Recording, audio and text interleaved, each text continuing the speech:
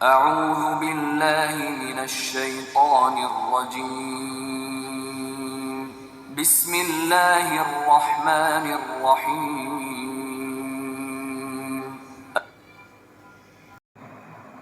يا أيها الذين آمنوا اتقوا الله وآمنوا برسوله يؤتكم كفلين من رحمته ويجعل لكم نورا تمشون به ويغفر لكم والله غفور رحيم اعوذ باللہ من الشیطان الرجیم بسم اللہ الرحمن الرحیم۔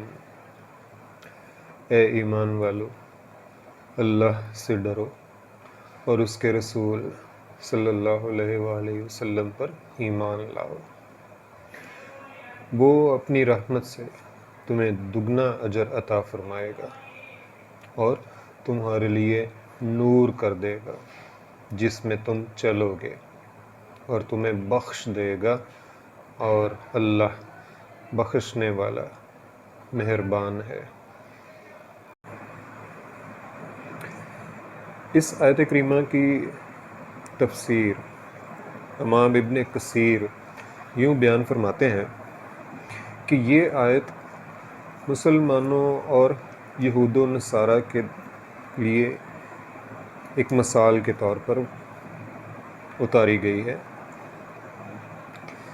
اس سے پہلے کی آیت میں بیان ہو چکا ہے کہ ابن عباس رضی اللہ تعالی عنہ فرماتے ہیں جن مومنوں کا یہاں ذکر ہے اس سے مراد اہل کتاب کے مومن ہیں اور انہیں دوہرا اجر ملے گا، جیسا کہ سورہ قصص کی آیت میں ہے، اور جیسے کہ ایک حدیث میں آیا ہے کہ 3 شخصوں کو اللہ تعالیٰ دوہرا اجر دے گا۔ ایک وہ اہل کتاب جو اپنے نبی پر ایمان لایا، پھر مجھ پر بھی ایمان لایا، یعنی نبی پاک صلی اللہ علیہ وآلہ وسلم پر بھی ایمان لایا، اسے دوہرا اجر ہے۔ اور دوسرا وہ غلام جو اپنے آقا کی تابع داری کرے اور خدا کا حق بھی ادا کرے، اسے بھی دوہرا اجر دیا جائے گا، اس کے بھی 2 اجر ہیں۔ تیسرا وہ شخص جو اپنی لونڈی کو ادب سکھائے اور بہت اچھا ادب سکھائے، یعنی شرعی ادب، پھر اسے آزاد کر دے اور پھر اس کا نکاح کر دے، وہ بھی دوہرے اجر کا مستحق ہے۔ حضرت سعید بن جبیر فرماتے ہیں جب اہل کتاب اس دوہرے اجر پر فخر کرنے لگے تو اللہ تعالیٰ نے یہ آیت اس امت یعنی امت محمد صلی اللہ علیہ وآلہ وسلم کے حق میں نازل فرمائی۔ پس انہیں دوہرے اجر کے بعد نور ہدایت دینے کا بھی وعدہ کیا اور مغفرت کا بھی، پس نور اور مغفرت انہیں زیادہ ملی۔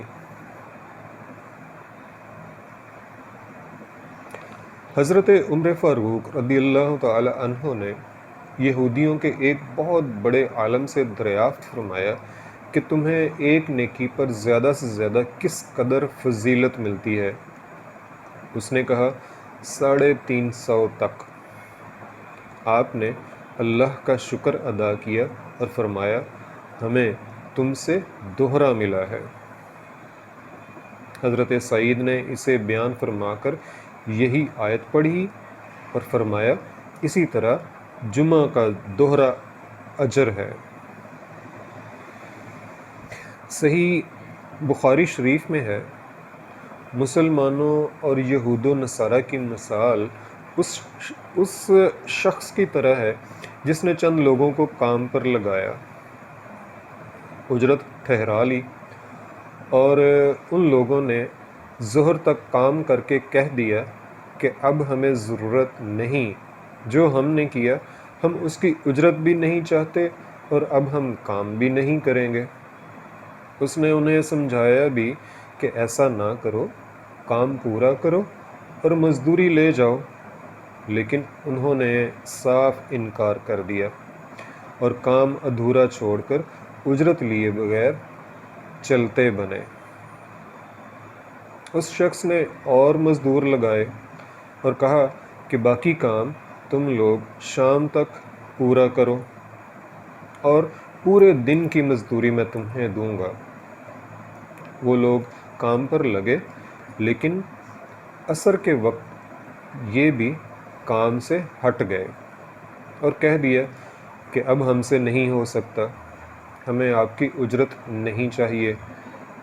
اس شخص نے ان لوگوں کو بھی سمجھایا کہ دیکھو، اب دن باقی ہی کیا رہ گیا ہے، کتنا دن باقی رہ گیا ہے، تم کام پورا کرو اور اجرت لے جاؤ۔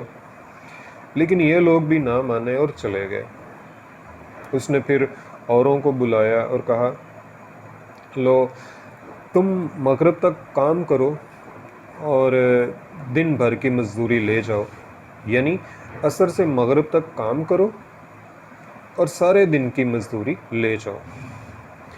چنانچہ ان لوگوں نے مغرب تک کام کیا اور ان دونوں جماعتوں کی اجرت بھی یہی والے لوگ جو سب سے آخر میں آئے تھے یہی لے گئے۔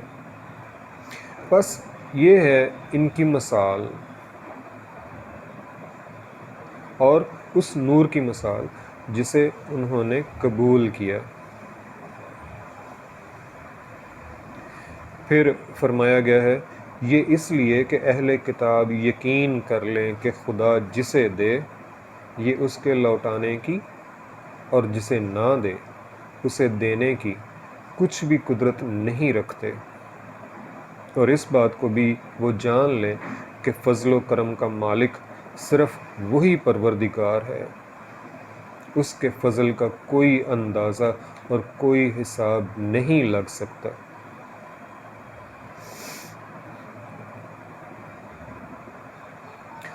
اللہ تعالی ہمیں اپنے کلام کی صحیح سمجھ دے اور اس پر عمل کی توفیق دے۔